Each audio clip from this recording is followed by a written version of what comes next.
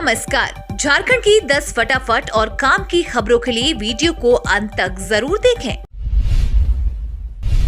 झारखंड में बदला मौसम का मिजाज, आंधी के साथ झमाझम बारिश, 2 दिनों के लिए अलर्ट जारी। झारखंड में मौसम के बदलाव का क्रम अभी जारी रहेगा। मौसम विभाग ने आज रांची समेत राज्य के कुछ हिस्सों में ओलावृष्टि का अलर्ट जारी किया है। इसके अनुसार राज्य के दक्षिणी हिस्से से लेकर संथाल परगना और मध्यवर्ती भाग के आसपास के हिस्सों में ओले गिर सकते हैं। इस दौरान 30-40 किलोमीटर की गति से तेज हवा के साथ कहीं कहीं बारिश भी होने का पूर्वानुमान जताया गया है। मौसम विभाग ने बताया कि इस दौरान गर्मी का पारा सामान्य से कम रहेगा, जबकि मौजूदा समय में राज्य के ज्यादातर हिस्सों में अधिकतम पारा सामान्य से 5 डिग्री कम है। मौसम विभाग की माने तो झारखंड में मई में गर्मी औसत आ सकती है। मौसम विभाग ने राज्य में बादल छटने के बाद मौसम फिर करवट लेने और पारा 45 डिग्री तक पहुंचने का पूर्वानुमान जताया। हेमंत सोरेन सरकार की नहीं गली दाल, अब 65 लाख परिवारों को चना देने की तैयारी, जाने मामला। झारखंड में 65 लाख परिवार को हर महीने 1 किलो चना दाल देने की योजना पर ग्रहण लग गया है। थोक बाजार में चना दाल की गिरती कीमत और टेंडर में उससे अधिक की दर ने खाद्य आपूर्ति विभाग की परेशानी बढ़ा दी है। अब ऐसे में विभाग चना दाल के बजाय लाभुकों को चना देने पर भी विचार कर रही है। सरकार ने फिर से सीधे चना खरीद कर लाभुकों को देने की ओर कदम बढ़ा रही है। झारखंड में 65 लाख परिवार के चूल्हे पर हेमंत सोरेन सरकार की दाल अब नहीं गल पाएगी। चना दाल नहीं दे पाने की स्थिति में खाद्य आपूर्ति विभाग ने लाभुकों को सीधे चना देने पर विचार कर रही है। लाभुकों को चना देने को लेकर नेफेड से खरीद करने को लेकर विभागीय मंथन भी शुरू हो गई है। विभाग का मानना है कि झारखंड के लोग चना खाना पसंद करते हैं। चना की सब्जी से लेकर छोला तक राज्य के लोगों का पसंदीदा भोजन भी है।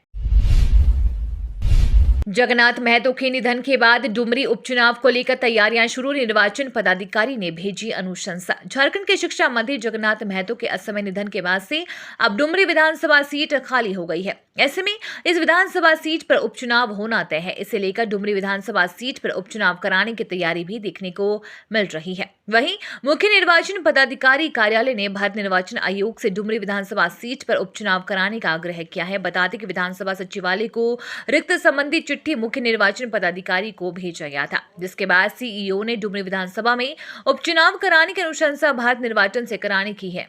शिक्षा मंत्री जगन्नाथ महतो के निधन से डुमरी विधानसभा में सीट खाली है। निर्वाचन नियमावली के अनुसार 6 महीने के अंदर उपचुनाव कराने का प्रावधान है। ऐसे में कहा जा रहा है कि 6 अक्टूबर से पहले उपचुनाव करा लिए जाएंगे। वहीं आपको याद होगा कि जगन्नाथ महतो का निधन 6 अप्रैल 2023 को चेन्नई में इलाज के दौरान हो गया था। मंत्री के निधन से राजनीतिक दलों में शोक की लहर दौड़ पड़ी थी। उनका हुआ तो हनी ट्रैप, मेरा हुआ तो फनी ट्रैप, अश्लील वीडियो पर बोले झारखंड के मंत्री। अश्लील वीडियो वायरल होने के बाद झारखंड के स्वास्थ्य मंत्री बन्ना गुप्ता आखिरकार मीडिया के सामने आए। पूरे प्रकरण को राजनीतिक षड्यंत्र बताते हुए बन्ना गुप्ता ने इशारों में ही पूर्वी जमशेदपुर से निर्दलीय विधायक सरयू राय पर निशाना साधा। बीजेपी विधायक सीपी सिंह से जुड़े मामले को लेकर मंत्री बन्ना गुप्ता ने कहा कि सीपी सिंह का हुआ तो हनी ट्रैप और बन्ना गुप्ता का हुआ तो फनी ट्रैप। बन्ना गुप्ता ने कहा कि पुलिस हमारा मोबाइल ले। उन्होंने कहा कि मैं और वो महिला आरोपी नहीं बल्कि भुक्तभोगी है। पुलिस को मामले की फोरेंसिक जांच करानी चाहिए। मंत्री ने कहा कि ये सब मुझे बदनाम करने की साजिश है। सरयू राय कहते हैं कि पूरा वीडियो 3 मिनट का है, उनको हर मिनट की जानकारी कैसे हो जाती है। झारखंड में कोरोना संक्रमितों की संख्या 350 के पार, कस्तूरबा आवासीय विद्यालय की 49 छात्राएं संक्रमित। झारखंड में कोरोना संक्रमण का आंकड़ा अब डराने लगा है। राज्य में कोरोना संक्रमित एक्टिव मरीजों की संख्या अब 366 के आंकड़े को पार कर रही है। हैरान करने वाली बात यह है कि पिछले 24 घंटे में कोरोना संक्रमण के 115 मरीज मिले हैं। लगातार संक्रमितों की संख्या में वृद्धि हो रही है। संक्रमण के सबसे ज्यादा मामले पूर्वी सिंहभूम में है, जहां पिछले 24 घंटे में ही 76 नए मामले सामने आए हैं। इन नए आंकड़ों के साथ अब जिले में संक्रमित मरीजों की कुल संख्या 129 हो गई है। पूर्वी सिंहभूम में संक्रमण के मामले अचानक बढ़ने की सबसे बड़ी वजह है आवासीय विद्यालय की स्कूली छात्राएं संक्रमण का शिकार हो गई हैं। 49 छात्राएं संक्रमित हुई हैं और स्वास्थ्य विभाग अब भी स्कूल में पैनी नजर रख रहा है। कस्तूरबा विद्यालय में मंगलवार को कोरोना संक्रमित छात्राओं को पता चला। बढ़ता मामला डराने लगा है। पॉलिटिकल चंदा के नाम पर टैक्स चुराने वाले झारखंड के 300 वेतन भोगियों को इनकम टैक्स ने भेजा नोटिस। आयकर विभाग ने राजनीतिक दलों को चंदा देकर आयकर की चोरी करने के आरोप में 300 बड़े वेतन भोगियों को रीअसेसमेंट के लिए नोटिस जारी किया है। जिन लोगों को नोटिस जारी किया गया है उसमें 50 लोग रांची और 100 जमशेदपुर के हैं। बाकी लोगों के संबंध धनबाद, बोकारो, हजारीबाग सहित राज्य के अन्य जिलों से हैं। इन लोगों पर गैर मान्यता प्राप्त 23 राजनीतिक दलों को चंदा देकर उसका एक बड़ा हिस्सा वापस लेने का आरोप है। राजनीतिक दल चंदे की रकम में से बतौर कमीशन 5% राशि की कटौती कर चंदे की बाकी रकम नकद के रूप में चंदा देने वाले व्यक्ति को वापस लौटा देते हैं। इस पूरी प्रक्रिया में चंदा लेने वाली राजनीतिक पार्टियां एजेंटों और शेल कंपनियों का सहारा लेती है। बैंकिंग सिस्टम के सहारे चंदा लेने के बाद राजनीतिक दलों के पदाधिकारी इस राशि को कल्याणकारी कार्य और राजनीतिक कार्यक्रमों पर खर्च दिखाते हैं। इस तरह 1 लाख रुपए का चंदा देने वालों को 85,000 रुपए वापस मिल जाते हैं और चंदा देने वाले व्यक्ति आयकर मद का 15,000 रुपए बचाने में कामयाब हो जाता है।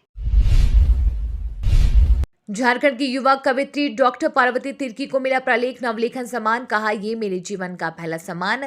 प्रलेख न्यास द्वारा वर्ष 2023 का प्रलेख नवलेखन सम्मान सर्वसम्मति से युवा कवित्री डॉक्टर पार्वती तिर्की को दिए जाने की घोषणा हुई है। इस संबंध में न्यास ने सूचना दी है। प्रलेख नवलेखन सम्मान पार्वती तिर्की के प्रथम काव्य संग्रह फिर उगाना के लिए दिया जा रहा है। सम्मान मिलने के बाद प्रभात खबर से बात करते हुए पार्वती टोम्पो ने कहा कि मेरे जीवन का पहला सम्मान है जो मेरे पहले काव्य संग्रह के लिए दिया जा रहा है। बहुत खुशी हो रही है। मेरा पहला काव्य संग्रह आदिवासी जीवन, संस्कृति, लोक कथाओं और लोक जीवन से जुड़ा है। बहुत खुश हूं। सम्मान दिए जाने की सूचना के साथ ही न्यास की ओर से ये भी कहा गया है कि पार्वती तिर्की की कविताएं समाज का यथार्थ तो बताती ही है, साथ ही साथ भविष्य की संभावना को भी दर्शाती है। झारखंड में केंद्रीय एजेंसियों की कार्यवाही से खफा है झामुमो। सुप्रीम कोर्ट से कर डाली ये मांग। झारखंड में ईडी की कार्यवाही पर झामुमो ने केंद्र पर करारा हमला बोला है। पार्टी ने केंद्र पर केंद्रीय जांच एजेंसियों के दुरुपयोग का आरोप लगाया है। झामुमो के वरिष्ठ नेता सुप्रियो भट्टाचार्य ने पत्रकार वार्ता में कहा कि केंद्रीय एजेंसियां जिस तरह से व्यवहार कर रही है उसे देखते हुए सुप्रीम कोर्ट को स्वतः संज्ञान लेना चाहिए। शीर्ष कोर्ट को देखना चाहिए कि बीते 9 वर्षों से गैर भाजपा शासित राज्यों में केंद्रीय एजेंसियों का किस प्रकार दुरुपयोग हो रहा है। केंद्र नहीं चाहता कि झारखंड सरकार अच्छा काम करती रहे। जांच एजेंसी सीएम और अधिकारियों को समन भेजती है। छापेमारी में कागजातों और नकदी बरामदगी की बातें सामने आती है, पर इस संबंध में औपचारिक सूचनाएं जारी नहीं की जाती है। उन्होंने सवाल उठाए हैं कि सभी मीडिया में सूचनाएं कौन देता है।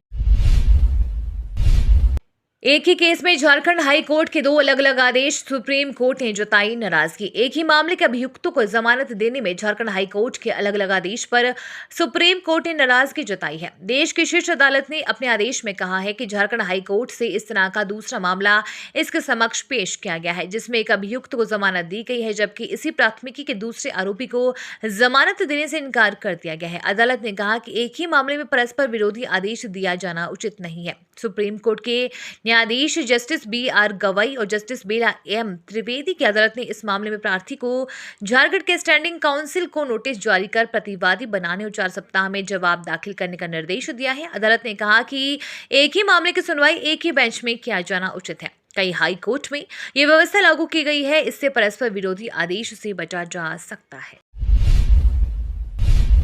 30 अप्रैल के बाद सभी 48 नगर निकाय हो जाएंगे जनप्रतिनिधि विहीन। जानिए कब हो सकते हैं चुनाव। झारखंड के सभी 48 नगर निकाय 30 अप्रैल के बाद जनप्रतिनिधि विहीन हो जाएंगे।